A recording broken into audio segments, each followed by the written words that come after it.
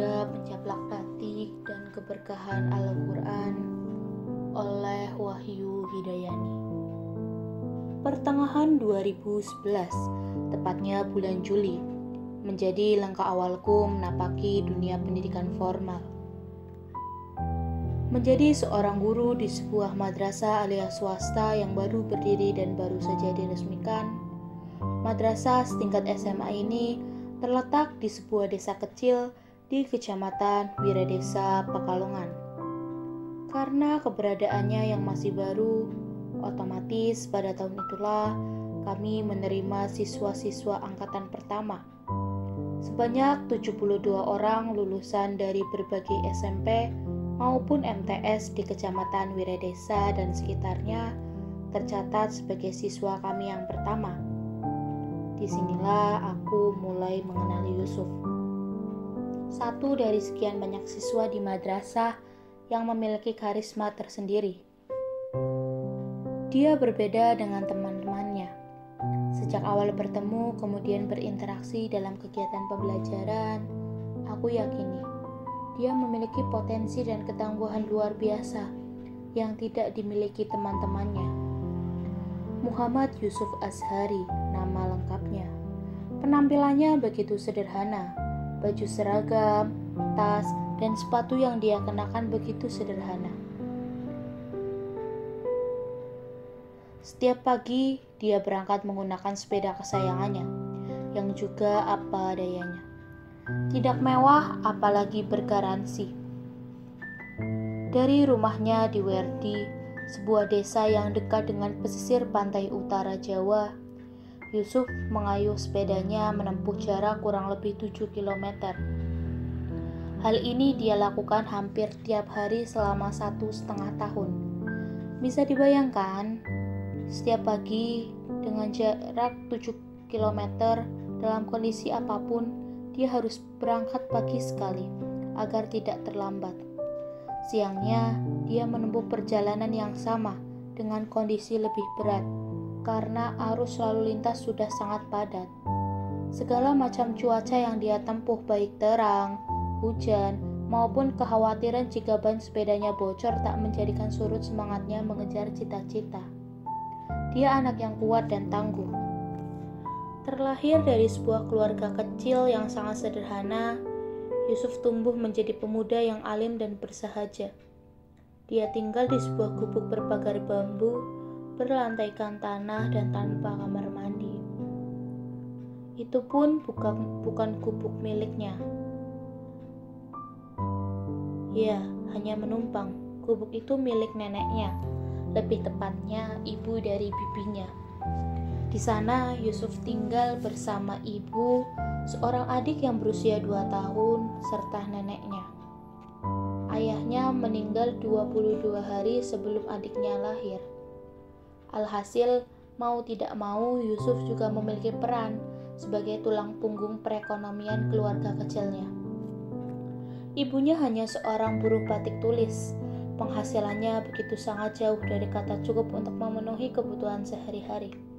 Maka, Yusuf harus membantu meringankan beban sang ibu.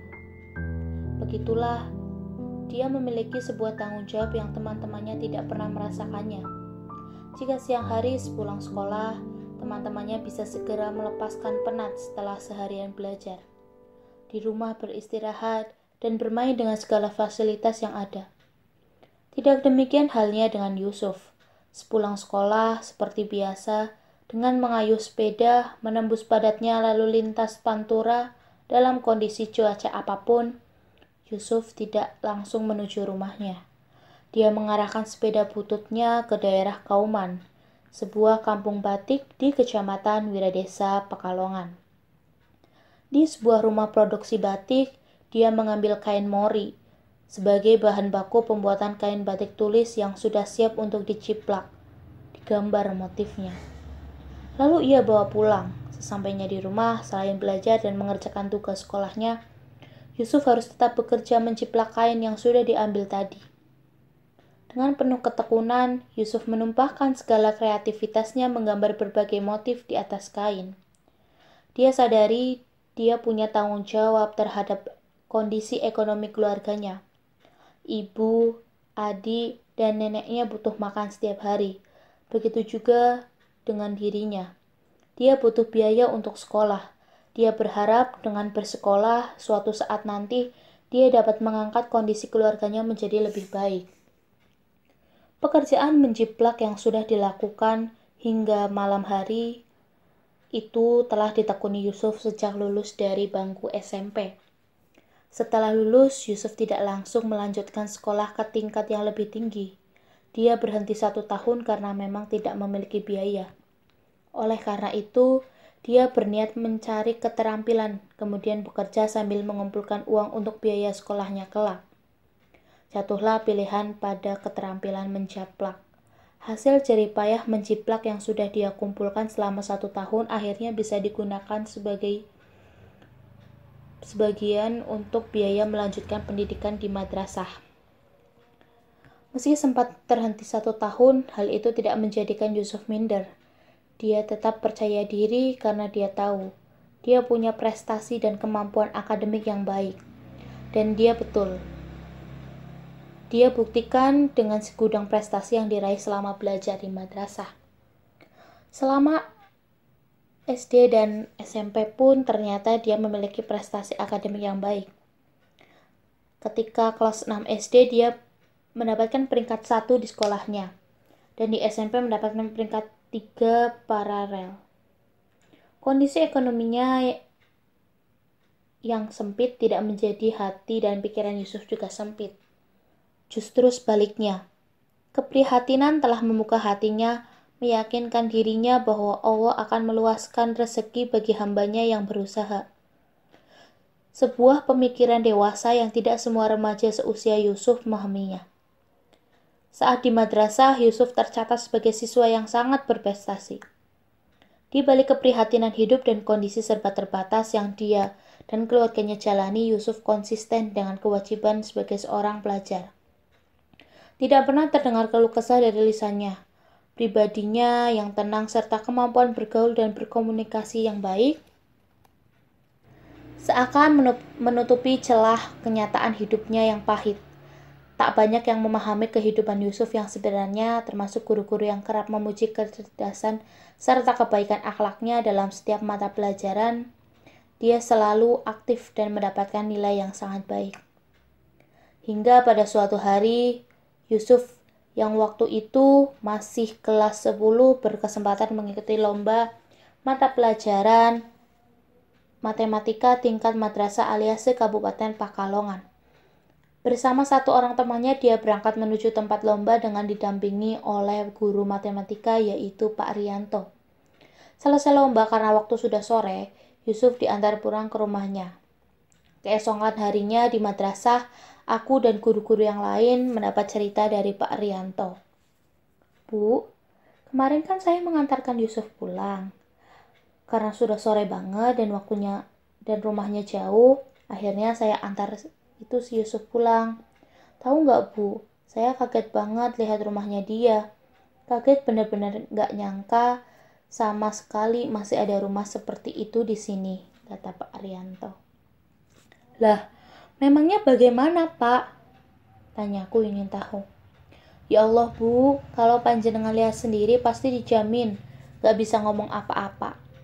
Jadi rumah si Yusuf itu ya Bu, sudah kecil, pagarnya pakai bambu, lantainya masih tanah, udah kayak mau ambruk gitu Bu. Kalau menurut saya sih bangunan seperti itu tidak layak disebut rumah lah Bu, malah lebih cocok jadi kandang bebek. Kasihan sekali Yusuf. Saat saya nggak sempat mampir untuk ngobrol dengan orang tuanya karena sudah sore. Jadi langsung pulang deh, cerita Pak Rianto. Astagfirullah, benar begitu Pak. Kalau seperti itu harus segera dikomunikasikan dengan pihak madrasah. Barangkali bisa mendapatkan keringanan biaya sekolah, kataku. Iya Bu, namun terlepas dari semua itu, saya sangat salut dengan Yusuf. Dalam kondisi seperti ini, dia tetap belajar dan berprestasi. Nilai UN SMP-nya bagus-bagus loh Bu. Rata-ratanya 9. Seandainya dia daftar di SMA 1 Pekalongan yang favorit itu, pasti diterima. Dia anak yang cerdas. Saat pelajaran saya terangkan 1 kali dia langsung paham. Beda dengan teman-temannya yang perlu diulang sampai 2 atau 3 kali penjelasan. Betul sekali. Tidak hanya pelajaran matematika. Mapel kimia yang saya ampu juga begitu, Pak. Daya tangkapnya cepat. Bahkan tak jarang dia melontarkan pertanyaan tentang materi yang belum saya ajarkan. Yusuf bibit yang unggul di madrasah ini. Soal di madrasah, dia mendaftar menurutku karena masalah biaya. Kami berdua merenung, takjub atas fakta yang terpampang jelas di depan mata kami. Semenjak perbincangan itu, semua guru jadi paham tentang bagaimana kondisi Yusuf yang sebenarnya. Mulai dari pekerjaan menjiplaknya sampai kondisinya yang sudah yatim dan harus menghidupi ibu serta adiknya. Tak sedikit dari kami yang membantu dengan caranya masing-masing. Kelas 10 dia lalui dengan mulus. Peringkat 1 selama 2 semester berturut-turut dia raih, kemudian dia naiklah ke kelas 11. Di kelas 11, Yusuf tetaplah Yusuf yang bersahaja, yang senantiasa menjunjung tinggi adab pada setiap gurunya.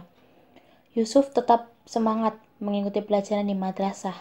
Tidak hanya unggul di mata pelajaran umum. Yusuf juga terlihat sangat tekun dalam program takfid yang menjadi program unggulan di madrasah kami.